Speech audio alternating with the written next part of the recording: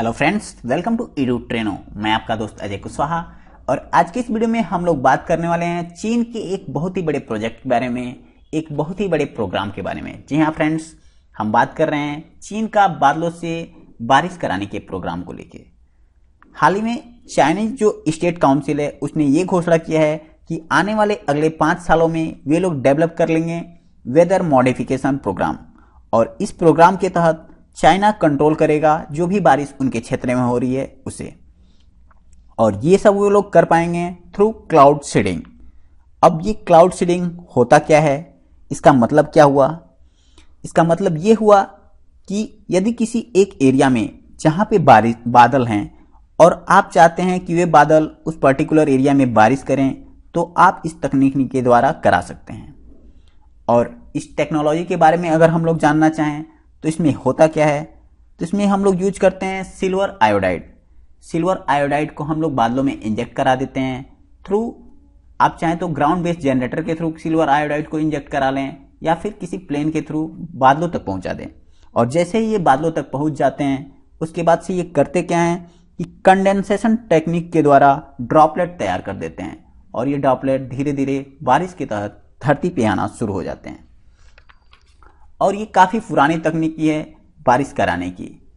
For example, आप इससे यदि बारिश रोकना भी चाहते हैं तो आप रोक सकते हैं कि जो भी बादल उस क्षेत्र में आ रहे हैं उसके पहले ही हम उस बादलों में सिल्वर आयोडाइड इंजेक्ट करा दें।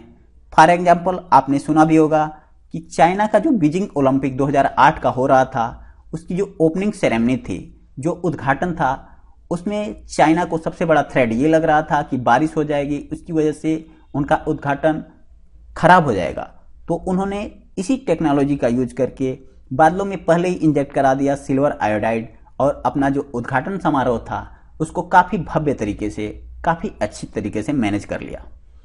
तो ये एक पुरानी तकनीकी है और चाइना इसको लेके काफ़ी ज़्यादा खुश नहीं है, और वे ये चाहते हैं कि इस तकनीक को हम और ज़्यादा एडवांस करें, और इस पर उन्होंने काम करना शुरू भी कर दिया है और काफ़ी सारा पैसा भी खर्च करना चाइनीज गवर्नमेंट शुरू कर दी है। और वे चाहते हैं कि आने वाले 2025 तक ये लोग डेवलप कर दें काफ़ी बड़ी तकनीकी, और ये उसमें काफ़ी एडवांस हो जाएं, बाकी countries just like US, Japan, Australia से काफ़ी आगे निकल जाएं। और 2012 से लेके 2020 तक चाइनीज गवर्नमेंट है वो लगभग 10,000 करोड़ रुपए से भी ज़्यादा इसकी रिसर्च पे खर्च कर चुका है, और जो चाइनीज साइंटिस्ट हैं वे इस प्रोग्राम में काफ़ी ज़्यादा आगे निकल चुके हैं। अब एक बड़ा सवाल ये आता है कि चाइना का ये जो प्रोग्राम है वेदर मॉडिफिकेशन का, यानी कि वेदर को कंट्रोल करने का, क्या इससे भारत को खतरा है?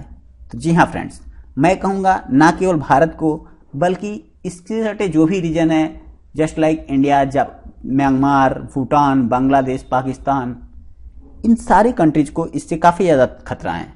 क्योंकि चाइनीज की एक बहुत ही बड़ी कमी ये रही है कि यदि कोई भी तकनीक यूज करते हैं और वो जान जाते हैं कि इसका सही इस्तेमाल कैसे करना है, तो उससे ज़्यादा वे गलत इस्तेमाल शुरू कर देते हैं। वे उससे सटे जो भी देश हैं वे इसका एक्सपेंशन, अपने एरिया को एक्सपेंशन करने के लिए उनको परेशान करना शुरू कर देते हैं और उसका गलत इस्तेमाल करते हैं। तो मैं चाहूँगा कि आपकी क्या राय है, आप कमेंट सेक्शन में लिखें। यदि आपको वीडियो अच्छे लगते हैं तो वीडियो को लाइक करें, अपने वैल्यूएबल कमेंट दें, और चैनल को भी सब्सक्राइब नहीं किया है तो चैनल को अवश्य सब्सक्राइब कर लें। धन्यवाद।